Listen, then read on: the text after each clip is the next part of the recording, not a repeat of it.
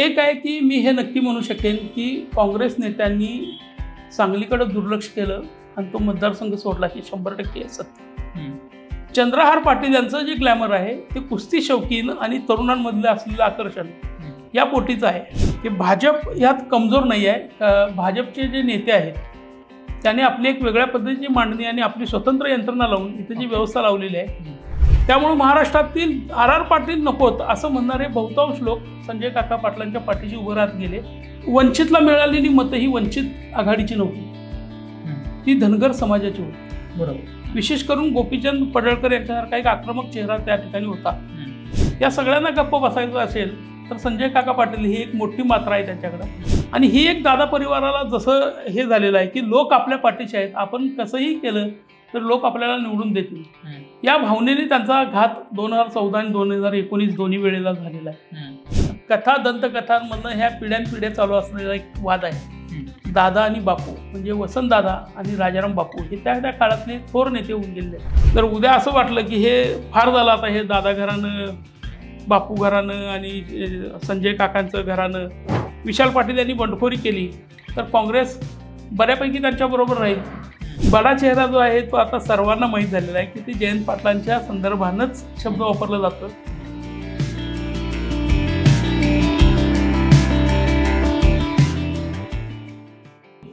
कोल्हापूर, हातकणंगले अशा लोकसभा मतदारसंघात फिरल्यानंतर सध्या आम्ही सांगली लोकसभा मतदारसंघामध्ये आलेलो आहोत. इथं नेमकी काय गणित आहे? इथं एका बाजूला चंद्रहार पाटील उभे आहेत तर दुसऱ्या बाजूला हे संजय काका पाटील उभे आहेत. विशाल पाटील यांचं देखील आता तिकीट त्यांना जरी मिळाले नसेल तर ते अपक्ष उभे राहू शकतात का, अशी ही संभाव्य कंडिशन इथं आहे. तर एकूण या परिस्थितीवरती, इथल्या कॅल्क्युलेशनवरती बोलण्यासाठी एक ऑथेंटिक सोर्स कोण असेल तर माझ्यासोबत आहेत शिवराज काटकर सर. हे तरुण भारतचे विशेष प्रतिनिधी आहेत, त्यांच्याशी आपण संवाद साधणार आहोत. सर, तुमचं मनापासून स्वागत आहे. धन्यवाद. सर, सगळ्यात पहिली गोष्ट, आम्ही बाहेरून या मतदारसंघाकडे बघतो त्यावेळेस आपल्याला दिसतं की तिरंगी लढत होईल. खरंच आत्ताच्या घडीला आपल्याला म्हणता येईल का संजय काका पाटील विरुद्ध चंद्रहार पाटील विरुद्ध विशाल पाटील अशा पद्धतीची लढाई इथं होईल म्हणून? असं होण्याची चिन्ह जास्त आहेत. त्याचं कारण असं आहे की कुणीच माघार घेण्याच्या मनस्थितीत नाही. विशाल पाटील यांना स्वतःला सिद्ध करायचं आहे.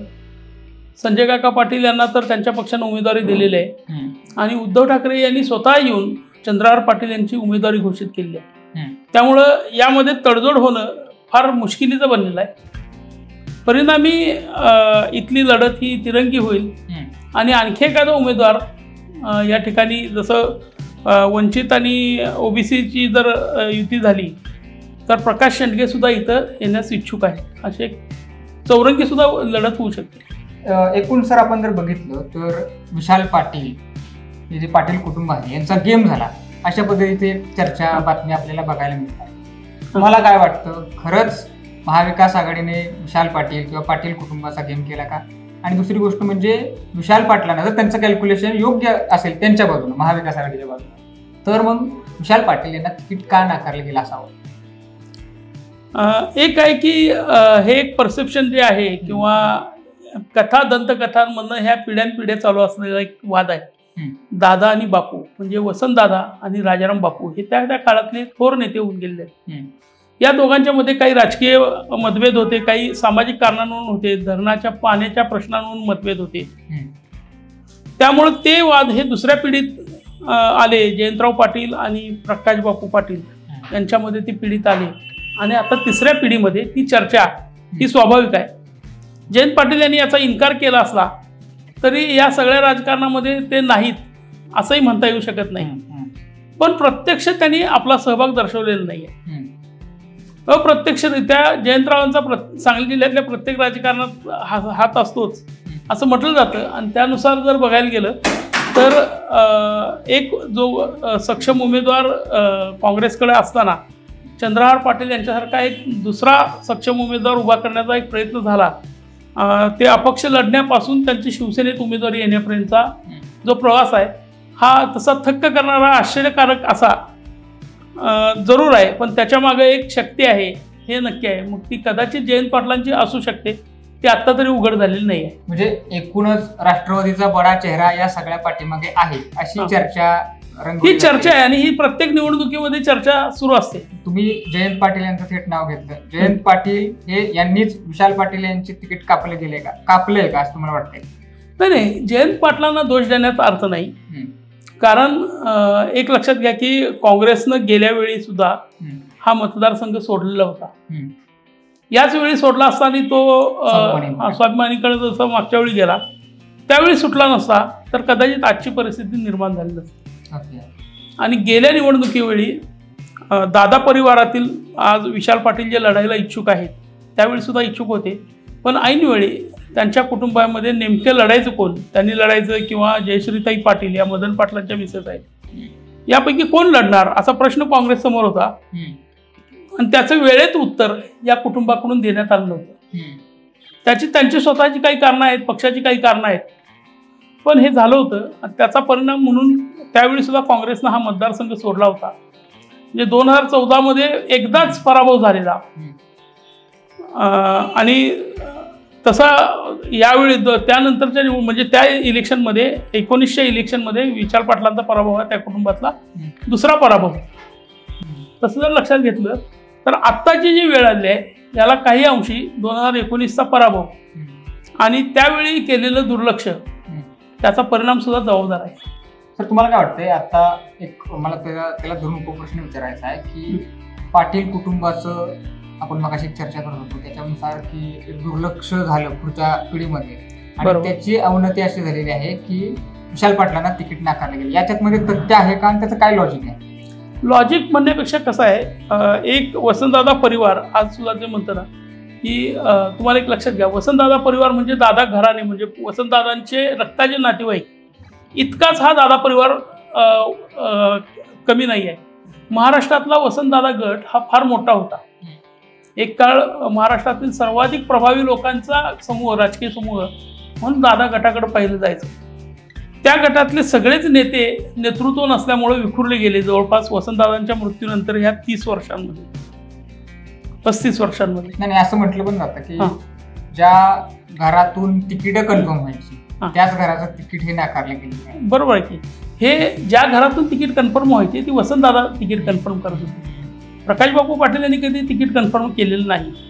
त्याचं कारण असं, मला मी इंटरप्ट करतो, प्रकाश बापू पाटील असतील किंवा त्याच्यानंतरची जी पिढी आहे विशेषतः विशाल पाटील पाटील आहे ते कुठेतरी कमी पडले. जो वसंतदादांचा होल्ड होता सांगलीवरती, पाटील कुटुंबाचा होल्ड होता, तो कॅरी फॉरवर्ड करणार रोल जो होता त्यांचा तो त्यात कमी पडले का?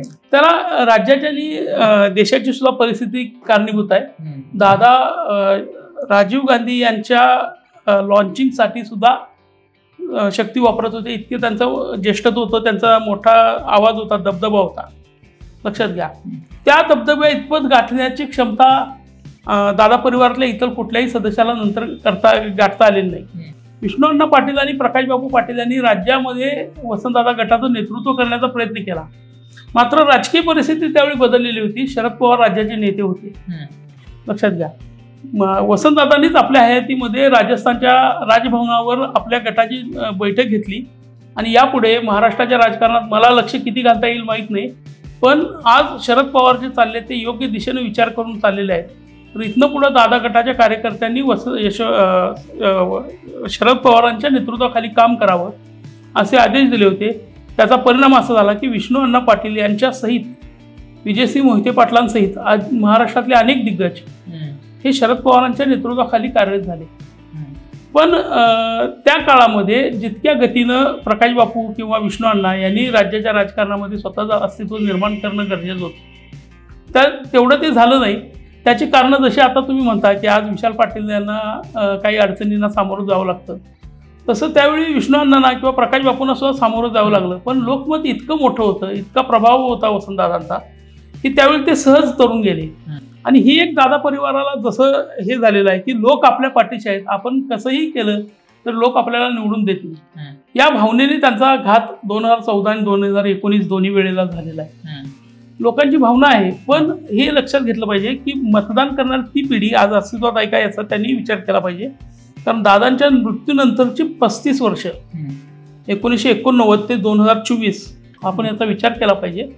आज 20व्या वर्षी 18व्या वर्षानंतर किंवा 20व्या वर्षी असलेल्या एखाद्या मुलाचं मतदान करताना त्याच्या जन्माआधी 15 वर्ष वसंतदादा वारलेले आहेत याचा सुद्धा आपण विचार केला पाहिजे. आणि त्या पुण्याईवर तुम्हाला करता येणार नाही. तुम्हाला स्वतःची शक्ती निर्माण केली पाहिजे आणि स्वतःचं अस्तित्व दाखवण्या इतपत काही चमत्कार तुम्हाला घडवावे लागतील. ते त्यांच्याकडून अजून झालेले नाही. मला 2 प्रश्न आहेत या ठिकाणी. पहिला प्रश्न तर असा आहे की आता विशाल पाटील यांना जे तिकीट नाकारलं गेलेलं आहे त्याच्या उपर ते अपक्ष उभे राहू शकतात, हा ऑप्शन त्यांच्याकडे आहे. आणि अपक्ष उभे राहिले तरी ते इलेक्टोरल मेरिट गाठू शकतात किमान पक्षी, जरी त्यांच्याकडे पक्ष नसेल असंही एका बाजूला म्हटलं जातं. तुम्हाला काय वाटतंय, जी सिंपती विशाल पाटील यांना मिळेल महाविकास आघाडीने तिकीट नाकारल्यामुळे ते खरंच होईल का? एक आहे की मी हे नक्की म्हणू शकेन की काँग्रेस नेत्यांनी सांगलीकडे दुर्लक्ष केलं आणि तो मतदारसंघ सोडला की 100% सत्य. त्याचा जयंत पाटलांनी फायदा घेतला किंवा शिवसेनेनं फायदा घेतला हा भाग वेगळा आहे. कारण कुणालाही हा मतदारसंघ मिळावा असं वाटणं स्वाभाविक आहे. त्याचं कारण इथं काँग्रेसचं मतदान आहे. लक्षात आलं, एक विरोधी तुल्यबळ मतदान आहे. या मताला कुठं ना कुठंतरी फाटे फोडण्याचं काम केलं जातं. त्याचवेळी मत विभागणीमध्ये हे कुठंतरी मागं पडतात. लक्षात आलं का? तर त्या दृष्टीने जर विचार केला तर विशाल पाटील यांच्यावर अन्याय झालाय काय, तर तो झालेला आहे.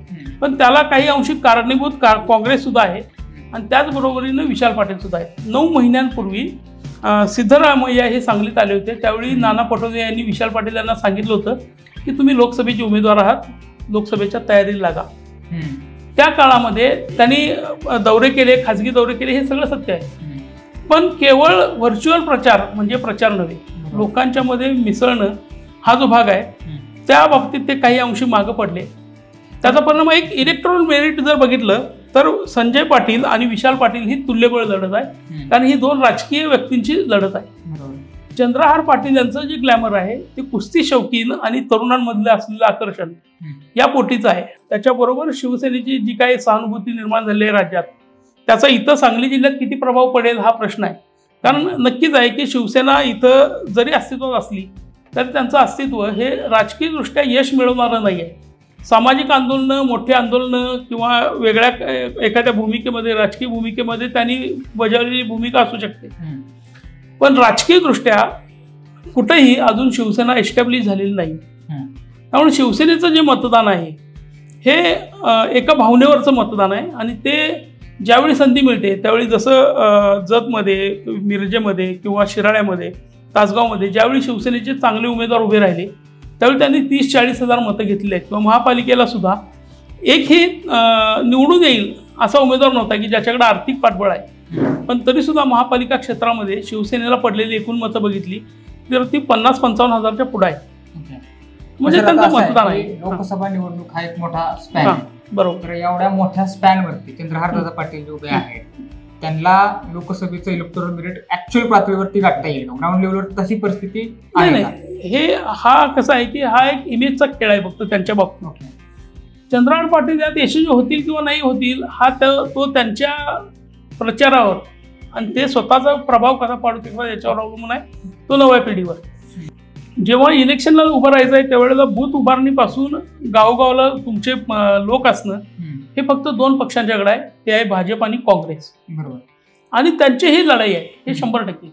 विशाल पाटील त्या लोकांतील काँग्रेसमधील ही लोकांना चांगल्या पद्धतीने जवळ करू शकतात किंवा संजय पाटील यांच्या बाबतीत असलेला विरोध हा त्यांच्या पत्त्यावर पडू शकतो.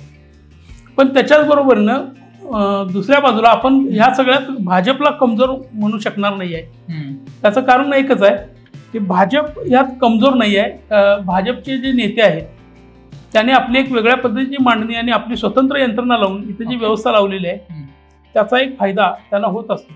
त्यामुळं सर अजून एक प्रश्न असा आहे की संजय काका पाटील हे 2014ला हे विजयी झाले, 2019ला ते विजयी झाले. काही मतविभागणीचे फॅक्टर तर आहेत. असं म्हटलं जातं की संजय काकांची स्वतःची एक ताकद आहे. ते पाठीमाग राष्ट्रवादीमध्ये सुद्धा होते तर त्याचाही त्यांना फायदा होतो लोकसभेवरती. ऍक्च्युअल मध्ये संजय काकांचे काय प्लस पॉइंट्स आहेत की ते सातत्यानं 2 वेळा विजयी होत आले? संजय काका पाटील एक झुंजार नेते म्हणून प्रसिद्ध आहेत. एकतर महाराष्ट्रातल्या दुष्काळ विषयावर शेतकऱ्यांची बाजू घेऊन आंदोलन करणाऱ्या काही ठराविक कार्यकर्त्यांपैकी ते एक आहेत. आर आबा पाटील यांच्यासारख्या एका मोठ्या व्यक्तिमत्वाला त्यांनी तासगावमध्ये झुंज दिली आहे. शिवाय स्वतःचा कार्यकर्त्यांचा संच जिल्हाभर असणारा हा एकमेव नेता आहे आजच्या काळात. जसं आर पाटील, पतंगराव कदम, जयंत पाटील, मदन पाटील हे नेते हे स्वतःचा एक संच असणारे आणि स्वतःच्या इमेजवर परिस्थिती तारून नेणारे नेते होते. त्यांच्या परंपरेत संजय काका पाटील हे तयार झालेले. दुसरी गोष्ट अशी आहे की त्यांचा संघर्ष हा आर पाटील यांच्याबरोबर झाला. त्याचा परिणाम असं असतो की लढत मोठ्याबरोबर झाली की नावही मोठं होतं. तर त्यांच्याशी आर पाटलांशी झुंजताना तासगावच्या पब्लिकनं बरोबरीची मतं त्यांना दिली. म्हणजे 3-4 हजार मतांनी ते मागे राहायचे. त्यामुळे महाराष्ट्रातील आर पाटील नकोत असं म्हणणारे बहुतांश लोक संजय काका पाटलांच्या पाठीशी उभं राहत गेले. त्यामुळे संजय पाटलांनी स्वतःचं नाव आणि स्पेस दोन्ही तयार केली. हा एक भाग झाला. आणि ज्यावेळी भाजपला एस्टॅब्लिश व्हायचं होतं संभाजी पवारांना त्यांनी पश्चिम महाराष्ट्रामध्ये डेव्हलप केलं होतं. पण संभाजी पवार जेव्हा कमजोर झाले किंवा ज्या निवडणुकीच्या राजकारणामध्ये मागे पडू लागले त्यावेळी त्यांना जो दुसरा मराठा सक्षम चेहरा पाहिजे होता ती गरज संजय पाटील यांनी पूर्ण केली होती. हे लक्षात घ्या. यामुळं आता त्यांची जी शक्ती आहे ती तशी वाढील लागली. असा एक प्रश्न आहे आता की विलास जगताप असतील किंवा भाजपचे जिल्हाध्यक्ष असणारे पृथ्वीराज देशमुख तर यांचा संजय काकांना कुठेतरी विरोध आहे असं म्हटलं जातं. दिवंगत आमदार असणारे अनिल भाऊ बाबर असतील यांचा एक विरोध आहे असं म्हटलं विरोध होता असं म्हटलं गेलं. आता या सगळ्याचा संजय काकांच्या 2024च्या निवडणुकीवर परिणाम होईल का? एक लक्षात घ्या, विलासराव देशमुख सोडले, विलासराव जगताप सोडले तर उघडपणे बोलू शकतील असे यातले इतर नेते नाही. ते कदाचित वेगळा विचार करू शकतील. पण संजय पाटलांचं वैशिष्ट्य असं आहे की जर एखादा व्यक्ती आपल्या विरोधात जातोय आपल्या पक्षातला तर परपक्षातला तितकाच तुल्यबळ नेता आपल्या मदतीला कसा उभा राहील याचं ते चाणाक्षपणे म्हणजे आखणी करत आलेले आहे. आणि त्याचा परिणाम असा आहे की त्यांनी जत सारख्या तालुक्यामध्ये स्वतःचं नेटवर्क उभा केलं. सांगली मिरजेमध्ये त्यांनी स्वतःचं नेटवर्क उभा केलं. इथल्या आमदारांशी स्थानिक आमदारांशी एक दबावाचं आणि मैत्रीचं दोन्हीचं वातावरण ठेवलं. आणि जे दुष्काळी फोरम म्हणून पूर्वी त्यांच्याबरोबरचे सहकारी होते जे आज बाहेर पडून त्यांच्या विरोधात जाऊ शकतील असं वातावरण आहे. तिथं त्यांच्या विरोधी शक्ती ज्या आहेत मग त्या काँग्रेसमधल्या असू द्यात, राष्ट्रवादीमधल्या असू द्यात किंवा अन्य पक्षातल्या असू द्यात ह्या आपल्या उपयोगात कशा येतील याचं त्यांच्याकडे एक नियोजन आहे. ओके. हां, माझे शेवटचे 2 प्रश्न आहेत. आता असं आहे की 2019 साली वंचितची भूमिका इथं मेजर रोल प्ले करणारे ठरली आणि विशाल पाटील पराभूत झाले. त्याला वंचितचं हे कारण होतं. आता वंचितचा रोल हा अजूनही संदिग्धच आहे, बरोबर. तर असं आहे की वंचित किंवा मग आता ओबीसी संघटनाकडून उमेदवार डिक्लेअर केला जातोय, मराठा संघटनाकडून थोडं बॅकआउट केलं गेलेलं आहे. पण तिसऱ्या बाजूला अजून एक मतविभागणीसाठीचा ऑप्शन आहे आणि तो म्हणजे आता तिरंगी लढत होण्याची दाट शक्यता आहे. चौरंगी होईल का नाही तिरंगी लढत होण्याची दाट शक्यता आहे. तर याच्यामुळं आता काँग्रेस असेल किंवा ठाकरेंची शिवसेना असेल याच्यामध्ये हे अंतर्गत डिस्प्यूट्स आपल्याला बघायला मिळतात. सांगलीमध्ये तर ते जास्त प्रमाणात बघायला मिळतात. या सगळ्याचा पुन्हा एकदा संजय काकांनाच फायदा होईल का असं वाटतंय का तुम्हाला, की मग काही वेगळे काही कॅल्क्युलेशन्स जुळून येतील? असं सांगता येणार नाही संजय काकांना फायदा होईल का. यातला एक मुख्य भाग लक्षात घ्या, थोडंसं विस्तृत सांगतो. वंचितला मिळालेली मतं ही वंचित आघाडीची नव्हती, ती धनगर समाजाची होती, बरोबर. विशेष करून गोपीचंद पडळकर यांच्यासारखा एक आक्रमक चेहरा त्या ठिकाणी होता, त्याचा तो प्रभाव होता. आणि दुसरा प्रकाश आंबेडकरांच्या सभेनंतर वंचितच्या वर्गाचा पहिल्यांदा अशी जाणीव निर्माण झाली होती की आपण एक गठ्ठा मतदान केलं पाहिजे, एकत्र होतो. MIM ही एकत्र होतं, पण MIMचा इतका प्रभाव आपल्या भागात अजून पडलेला नाही. त्याचा परिणाम असा होता की 3,40,000च्या आसपास मतं ही गोपीचंद पडळकर यांनी घेतली. त्यांचा आज जितका धनगर समाजातील तरुणांच्यावर प्रभाव आहे तितका प्रभाव आपल्या जिल्ह्यात इतर कुठल्याही धनगर नेत्यांना पाडता आलेला नाही. एक दुसरं म्हणजे आता तुम्ही म्हटला की ओबीसी महासंघाचा किंवा याचा जो उमेदवार येईल तर ओबीसी संघटनांचं इथं नेटवर्क आहे, चांगलं आहे, पण मतांमध्ये ते रूपांतर होईल असं अद्यापर्यंत दिसून आलेलं नाही. एक दुसरं प्रकाश शेंडगे जे आहेत ते या ठिकाणी पूर्वी काँग्रेसच्या मदतीनं आमदार झाले होते जतमध्ये भाजपचे, आणि त्यानंतर दुसऱ्या इलेक्शनमध्ये त्यांनी राष्ट्रवादीमध्ये प्रवेश करून ती तिथंच निवडणूक लढवली. त्यावेळी त्यांचा दावा होता की मी जतच्या पश्चिम भागाचा कॅलिफोर्निया केलेला आहे. पण त्यावेळी त्यांना 25,000 सुद्धा मतं पडली नाही आणि ते मोठ्या मतांनी पराभूत झाले. जिल्ह्यातल्या सगळ्या नेत्यांनी त्यांना विरोध केला होता. इव्हन त्या काळामध्ये म्हणजे 2012च्या दरम्यानच आधी त्यांचं एक हे असं होतं की गोपीनाथ मुंडेंच्या म्हणजे एकदम जवळचे नेते म्हणून त्यांची त्यावेळी ओळख होती आणि त्यामुळे एक तो प्रभाव ते टाकायचा प्रयत्न करायचे. पण इथल्या नेत्यांनी जाणीवपूर्वक अगदी संभाजी पवारांसहित की त्यांचं अस्तित्व त्या बाबतीतलं मोडून काढलं की तुम्हाला ओबीसीसाठी उपयुक्त असेल तर ठीक आहे, पण त्यांचा आमच्या राजकारणासाठी वापर करू नका. तेव्हापासून त्यांचं सांगली जिल्ह्यातलं नेटवर्क संपलेलं आहे. आता ते जे उभे राहतील ते यातली मतं खाण्यासाठी उभे राहिले तरी ते गोपीचंद पडळकरांच्या इतकी शक्ती मिळवू शकतील का हा प्रश्न आहे. शिवसेनेची ही पहिली निवडणूक आहे. शिवसेनेने यापूर्वी कधी इथं लोकसभा लढवलेली नाही आणि एका वेळी 1990 सोडल्या तर 5-6 मतदारसंघात निवडणूक लढवण्याची शिवसेनेची इथली तयारी झालेली नाही कधी. आता ही पहिली निवडणूक, ते पण चिन्ह बदललेली आणि दुसरा म्हणजे नौका उमेदवार.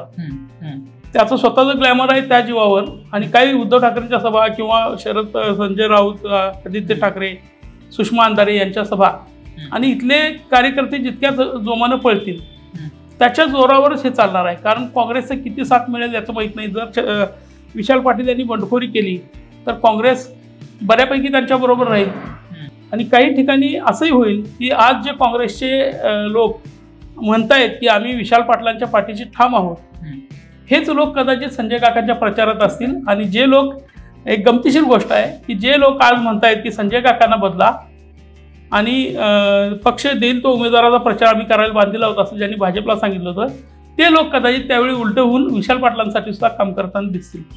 ही एक गोष्ट परफेक्ट आहे की राजकारणातल्या व्यक्तींनी राजकारणाला मदत करणे.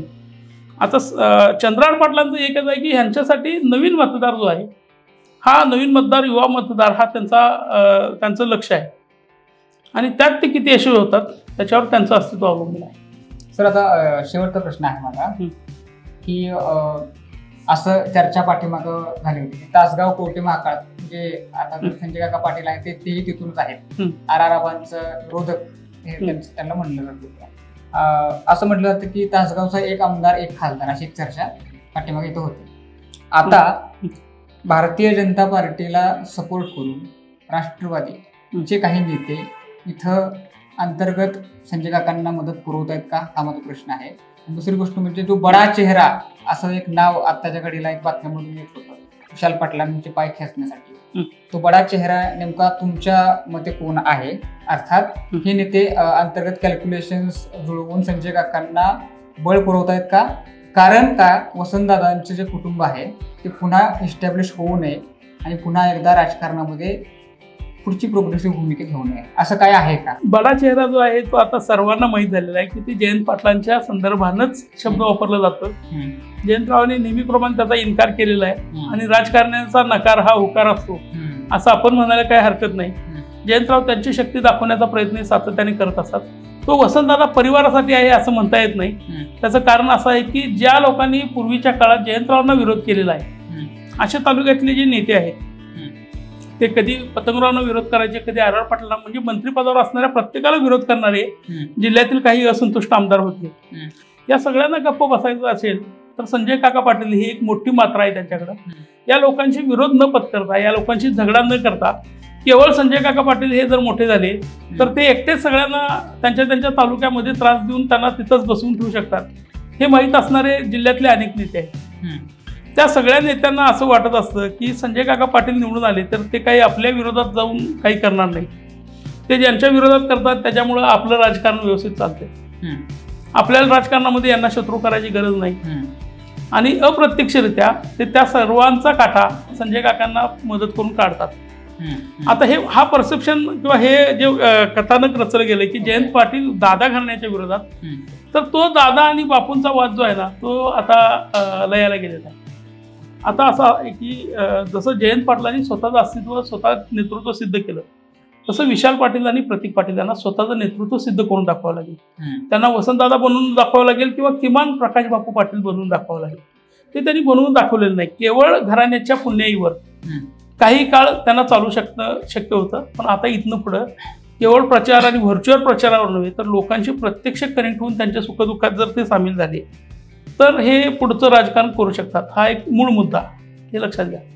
आणि दुसरी गोष्ट अशी आहे की संजय पाटील हे प्रभावी काय आहेत, त्यांच्या विरोधात इतकं वातावरण आहे की जर एकटेच विशाल पाटील असते आणि जर ही निवडणूक जर तशी झाली असती तर नक्की असं होतं की संजय पाटील पराभवाच्या छायेत आहेत असं वातावरण निर्माण झालं असतं. आताही ते वातावरण करता येणं शक्य आहे. म्हणजे विशाल पाटील त्यासाठी किती ताकद लावतायत किंवा चंद्रहार पाटील त्यासाठी किती ताकद लावतायत किंवा या दोघांपैकी एकच उमेदवार जर होतोय तर त्यासुद्धा हे वातावरण बदलू शकतं. तर संजय पाटलांचं दुसरं वैशिष्ट्य मी जसं मगाशी तुम्हाला सांगितलं की त्यांचा स्वतःचा कार्यकर्त्यांचा संच आहे. त्याच्याबरोबरीनं जेव्हा त्यांच्या विरोधात लोक उभे राहतात त्यावेळेला दुसऱ्या बाजूचे लोक आपल्या बाजूने वळवण्याची क्षमता त्यांच्या अंगात आहे किंवा ती त्यांची गरज, म्हणजे संजय काका ही त्यांची गरज बनलेली आहे की त्यांना जर राजकारणात ठेवलं तर आपल्या हा सगळा त्रास संपतो. हे ज्यांना माहीत आहे ते संजय काकांना अपयशी होऊ देत नाही. ओके, तर एकदम फायनलचा कन्क्लूड प्रश्न तुम्हाला विचारतो. आत्ताच्या घडीला तुमचं कन्क्लुजन किंवा तुमचं जजमेंट काय आहे? चंद्रहारदादा पाटील, संजय काका पाटील की मग विशाल पाटील, कोण संभाव्य खासदार तुमच्या लेखी तुम्हाला असं वाटतंय की तो इलेक्टोरल मेरिट गाठू शकतो आणि पुढचा सांगलीचा खासदार होऊ? नाही, असं म्हणजे हे कसं होईल की हे ज्योतिषानं सांगितल्यासारखं आहे. आपण लोकशाहीमध्ये जर मानत असू तर यातल्या प्रत्येक जो उमेदवार असेल तो निवडणूक जिंकण्यास पात्र आहे असं आपण म्हटलं पाहिजे मुळात. कारण लोक काय विचार करतील, आपला विचार आहे हा एका या 5-10 वर्षातल्या वातावरणाचा एक आपल्या मनावर निर्माण झालेल्या प्रभावाचा आहे. पण लोकांच्या मनावर ह्या दरम्यान काय प्रभाव पडेल? समजा उद्या असं झालं की विशाल पाटील हे वसंतदादांचे नातू आहेत आणि आम्हाला वसंतदादांचंच राजकारण एस्टॅब्लिश करायचं आहे, हे जर लोकांनी मनात घेतलं तर विशाल पाटील सुद्धा सहज निवडून येतील.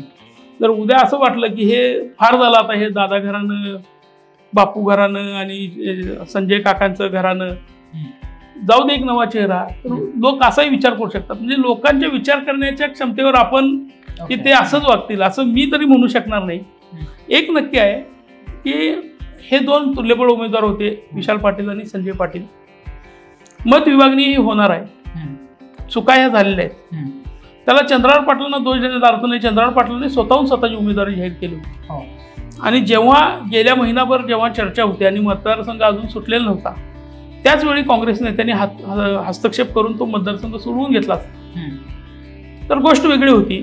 केवळ चर्चेवर आधारित ठेवत राहणं हा प्रश्न नाही. आणि जर शिवसेनेनं तसं केलं असेल, आज रविवार आहे, आजच दिल्लीमध्ये बैठक होती, जर त्यामध्ये तडजोड झाली तर ठीक. जर काँग्रेस नेतृत्वानं ठाकरेंना सांभाळण्यासाठी सांगली मतदारसंघ सोडला तर विशाल पाटील लढणार नाही आहेत का? ते लढणार आहेत. त्यांना स्वतःचं अस्तित्व दाखवायचं आहे, त्यांना स्वतःला सिद्ध व्हायचं आहे. तसं जर एखाद्या पैलवानाला वाटत असेल की मला माझं स्वतःचं अस्तित्व दाखवायचं आहे, तर आपल्याला संपवायचंय. पण मला एक सप्लिमेंटरी प्रश्न आठवला. महाविकास आघाडी खरं तर उमेदवारी देऊन स्वतःच्या पायावर कुऱ्हाड मारते का किंवा मग प्लस पॉईंट ठरेल त्यांना या उमेदवारीचा? कसा आहे, हा खेळ आहे की तो कसा खेळला जातो किंवा कसा रंगतो शेवटच्या क्षणापर्यंत राजकारणातला, त्याच्यावर अवलंबून आहे. महाविकास आघाडीचे सगळेच नेते एकवटून जर यांना मतदान करा म्हणून एकत्र आले, चंद्रहार किंवा विशाल दोघांपैकी एक उमेदवार जरी ठरवून समजा आता शेवटच्या क्षणी अर्ज दाखल होण्यापूर्वी जर काही बदल होऊन आले आणि त्यांनी दोघांपैकी कोणाला एकाला लढण्यापासून परावृत्त केलं, तर त्यांच्या इतकं स्पर्धेतलं तगडं आव्हान कुणाचं असणार नाही असं नाही. आणि तसं होईल का? तर हे नेते जितकं दाखवत आहेत आम्ही एकमेकावर प्रेम करतोय, तर मग त्यांनी ते करून दाखवलं पाहिजे. मग शिवसेनेनं काँग्रेसचा उमेदवार मान्य करावा किंवा काँग्रेसनं शिवसेनेचा उमेदवार मान्य करावा. जर तुमची युती आहे आणि ती फार अगदी तुम्ही जीवापाड जपून करायला आहात तर तुम्ही ते करून दाखवलं पाहिजे. तर तुम्ही ते दाखवत नाही आहे, लोकांना दोष देण्यात अर्थ नाही. तर होते काटकर सर, त्यांनी आपल्याला बऱ्याच गोष्टी सांगितल्या. सांगली लोकसभा मतदारसंघाचा राजकीय इतिहास काय आहे हा त्यांनी आपल्याला समजून सांगितला. त्याच्यानंतर सध्याच्या घडीला कशी रायव्हलरी आहे, इथं मतविभागणी कशी होऊ शकते, कोण तुल्यबळ आहे हे सांगताना त्यांनी इलेक्टोरल मेरिट नेमकं कुणाच्या बाजूने कसं असू शकतं हे देखील सांगितलं. प्लस त्यांनी इथं इंटरनल कॅल्क्युलेशन्स नेत्यांची कशी आहेत, म्हणजे आपण बाहेरून महाविकास आघाडी महायुती म्हणतो, पण इंटरनल लोकांचे नेत्यांची कनेक्शन्स असतात. ती कनेक्शन्स बद्दल सुद्धा काटकर सरांनी अतिशय उत्तम भाष्य केलं. तुम्हाला सांगली लोकसभा मतदारसंघाबद्दल सरांनी केलेलं विश्लेषण कसं वाटलं ते आम्हाला कमेंटमधून नक्की कळवा. आणि जर हा व्हिडिओ आवडला असेल तर लाईक आणि शेअर करा. सोबतच आपल्या विशेष भारी या YouTube चॅनेलला सबस्क्राईब करायला विसरू नका. धन्यवाद.